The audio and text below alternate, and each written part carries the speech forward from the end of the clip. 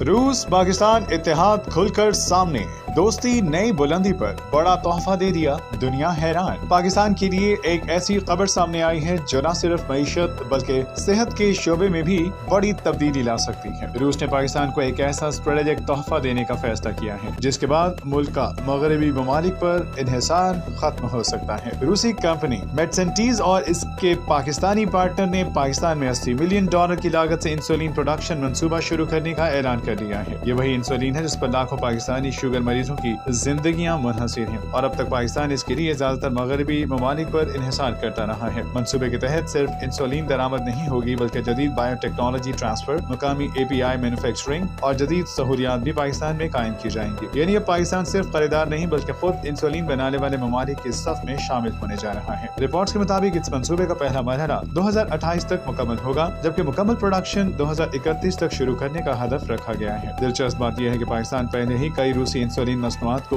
मुकामी मार्केट के लिए मंजूर भी कर चुका है, लेकिन असल हैरान कुन पहलू ये है कि यह सिर्फ आगाज है। रूस ने पाकिस्तानी सी फूड के लिए भी अपनी मार्केट खोल दी है, जिसके बाद दोनों ममालिक के दरमियान मुआशी ताल्लुकात तेजी से मजबूत होते दिखाई दे रहे हैं। आने वाले साल शायद पाकिस्तान के लिए एक नए दौर का आगाज साबित हो।